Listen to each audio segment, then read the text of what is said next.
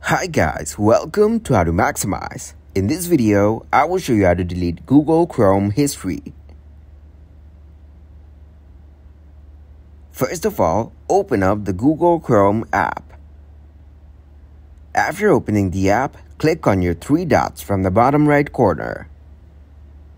Then you can see the history button in here. Tap on it. Now you can see the all-time history of your Google Chrome right here. Then tap to clear browsing data from the bottom left corner.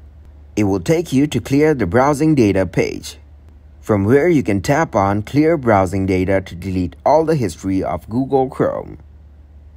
You can select the time range to all time, then again tap to clear browsing data.